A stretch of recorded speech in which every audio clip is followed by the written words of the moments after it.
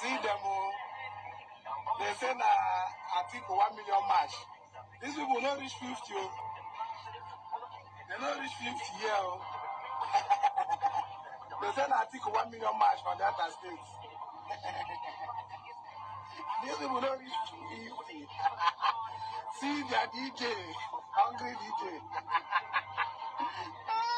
Hello, my people. We don't come again. No, we don't come with another story. And I know what you're talking about. Story. You get this one when I break come today. Not be small thing. Turubu supporter don't come and say, come tell us say wetin they build, they not build. Maybe I believe say they not give this one Ilalobo. Now I make a come talk. I go drop the video for now making a watch. Sure that I know they are professional betrayer. The Yoruba nation that I know, we specialize in pulling ourselves down. The Yoruba nation that I know, we want to make sure that the shy do not survive. We gather together to prevent our love from being there.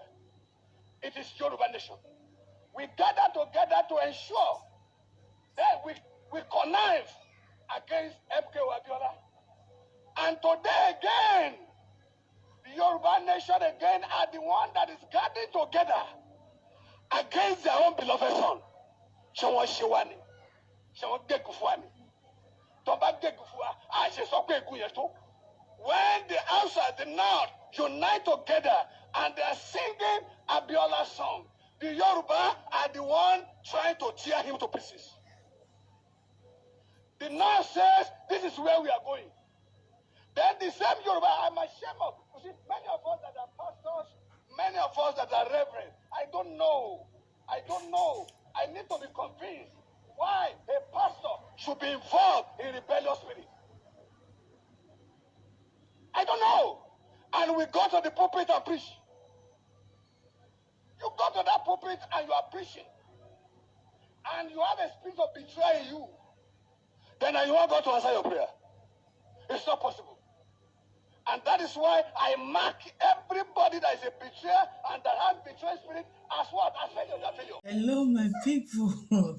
I don't come again. This one, when I want to honor, you know, concern me, but I want make una dey hear, especially supporter of Obi. Mona look this video, Mona listen well. This one when they talk say Peter Obi no go win. Me I not do. I don't know what this one mean now. Now because me I drop the video. Now what they do here. Don't forget to like, to comment, to subscribe, and remain blessed. Are coming into this election. I know three major political parties. And the two major political parties are the APC and the PDP. But that asseveration notwithstanding, I make bold to assert that even though this election is going to be contested among two major political parties, the election is throwing up three major presidential aspirants. And those three major presidential aspirants are His Excellency former Governor Peter Obi, His Excellency former Vice President of the country Atiku and of course the Jagaban of Ogu himself, Asiwaju Bola Ahmed Tinubu. How do these three presidential aspirants come to me? And what are their chances? I will start with former Governor Peter Obi. The pattern discipline which Peter Obi has implemented is simplicity, is courage,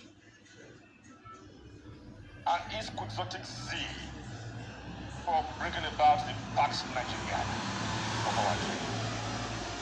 Commend itself to my patriotic palate. Another second statement I want to make about Peter Obi is that I do sincerely hope, and this is a rhetorical question to the political class, I do sincerely hope that Nigeria's parasitic and prebenda political class are learning the necessary lessons that has greeted the emergence of Governor Peter Obi. And I'm talking about the sheer emotionalism I'm talking about the paroxysm of racism that has greeted the emergence of Governor Peter Obi. A fervor that his supporters refer to as the obedient movement, but which I choose to describe as the emerging and surging political sirocco of obiistic obese. And what are these lessons to be derived here from this obiistic obese? It is that one, Nigerians, and particularly the Nigerian youth, have become completely dissatisfied. They've become languorous. They're in a state of lassitude as to the failings and frailties of the Nigerian political class, the entire Nigerian political class, be it APC, PDP, NNPP, or what have you. That is the statement that Nigerians and Nigerian youths are making. They made that first statement. The political class, the entire Nigerian political class, be it APC, PDP, NNPP, or what have you. That is the statement that Nigerians and Nigerian youths are making. They made that first statement, which galvanized into the protestations that led to the NSAS debate. The NSAS. That was when the Nigerian youth made that first statement, that they have become completely tired of the entire political class. So the Peter Obi tendency and proclivity in our Nigerian political juncture just now is another re-emergence, a renewed resurgimento of that dissatisfaction.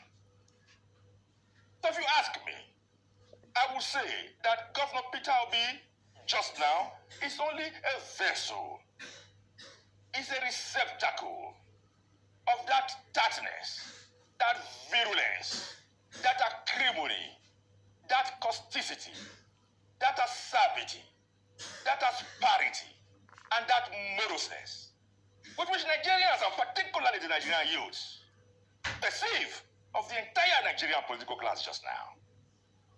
But will can Peter Obi ride on the crest and wave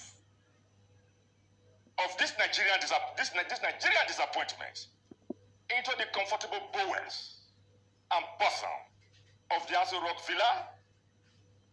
I said no. I don't see that.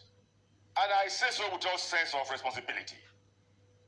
And that is why I drew the crucial difference between two political parties.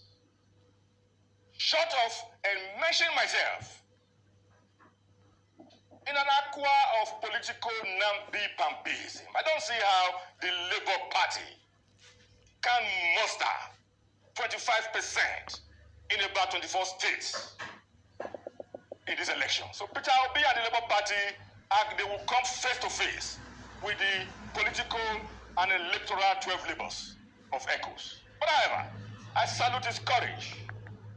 I recognize his sincerity to want to cleanse the Nigerian audience tables. That will be my position just now on Peter Obi. All right.